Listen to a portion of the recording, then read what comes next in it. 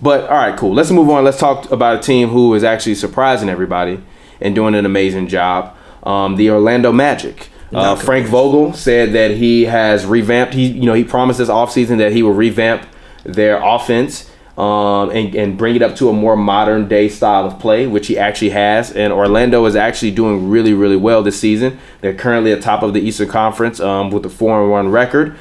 They are number 10, I believe, in the NBA in terms of offense. And they're also top 10 right now in terms of defense as well. So they have been playing great basketball all around.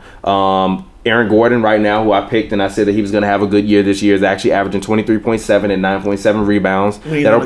That'll probably ease down on to like 20 and to probably 20 and 8. But still, from him, off of his last year, 20 and 8 from Aaron Gordon is around what I predicted, and really in a really good year from him. That's an all-star year from him.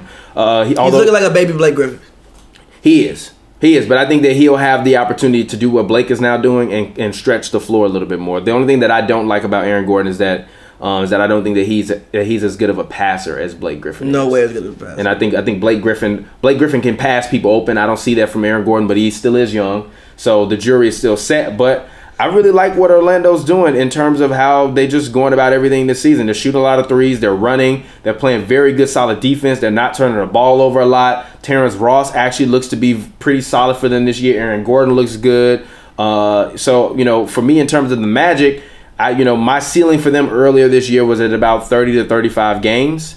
Through the first 5 games, I kind of think that I might be a little bit wrong on that. And I'm fine with, admitting that I'm wrong on that. And I'm actually think that they could wind up winning in between 40 to 45 games. And to me, Orlando has now put themselves in the playoff conversation because even the wins that they've had up to this point, they've had some good wins. They've had some good wins. They've beaten the Cavs, they've beaten the Heat, and they've beaten the Spurs. Now, they have lost to the Nets and to the Hornets, but for you to beat the Cavs, the Spurs, and the Heat, people wouldn't have picked them to win any games versus the Spurs, and probably wouldn't have picked them to win any game versus the Cavs. So the fact that they've gotten those 2 wins already on the board is good for them. And I mean, at the end of the day, they're a young team, and they still have to learn how to play together. So they're only going to get better. And Vukovic looks really good. Vukovic is averaging 22 and 8.6 right now, 8.6 rebounds a game. He was through the first 3 games, he was averaging like 30. Yeah, like 30. So and he's averaging 2 blocks a game, which is good for them. They need that.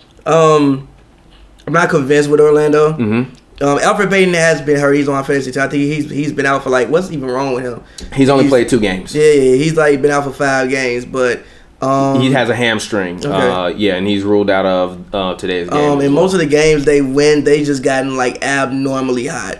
They come out and shoot like 45 threes and just get abnormally hot and literally shoot people out the gym. But that's what they have to do. But again, I'm not 100% convinced on that all year. I think at some point in time that cools off. I don't think Vucevic is gonna average 22 all year.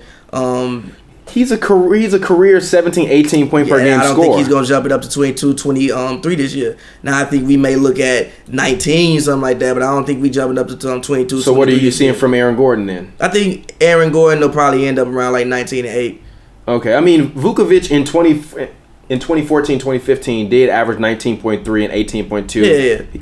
He didn't start a lot of the games last year. I mean, he started the majority of them, but he played 75, only started 55 last year, and he averaged 14.6. But this year he looks to be doing pretty well. And also he's shooting 4.4 threes a game, and he's shooting 45% from 3. Yeah, of course, all that's going to cool down. I'm just going to cool down a little bit. But again, I do think that Orlando would be a playoff team. I think I picked them around like 35 wins. I was wrong about that. I do think that they could end up being like the 5th or 6th seed in the East.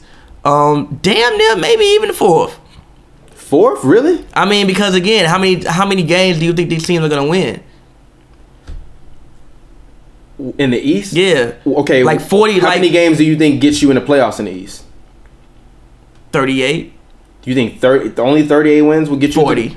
Okay. 40 wins. So I think like if Orlando ends up winning about 46 games, you could possibly see him being the 4th or the 5th seed. And I think 46 games for Orlando is pretty realistic. But I'm just happy that they're finally playing some exciting basketball in Orlando because they've been pretty much boring since Dwight left.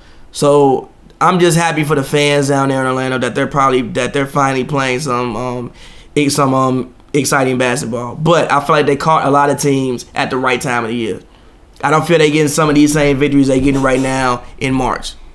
I think as of course that'll remain to be seen. But just a little bit more insight into Orlando's numbers and their statistics and where they're actually placing in terms of the league right now on offense, defense, as well as shooting and turning the ball over. According to ESPN's John Hollinger, through 5 games right now, Orlando is number 2 in the NBA in offensive efficiency. They're averaging 112 points. That, to me, will probably drop more around to 108, probably 108, 105, which puts them at top 10, top 15 in the NBA right now. Even in terms of efficiency, Orlando is actually number 10 in the NBA right now, only at 99.3 points per game. In terms of true shooting percentage, to your point that they've been shooting the lights out of the ball, they're number 2 in the NBA in true shooting percentage right now, at 60.5. So I think that'll probably go down to around go down to around probably somewhere in between like the 53 to 55 range, which still puts them in the middle of the pack in terms of the NBA. Go ahead. You know what they're doing? They're making themselves very, possibly in the future, if they keep this up, very intriguing to some star that may want to come there.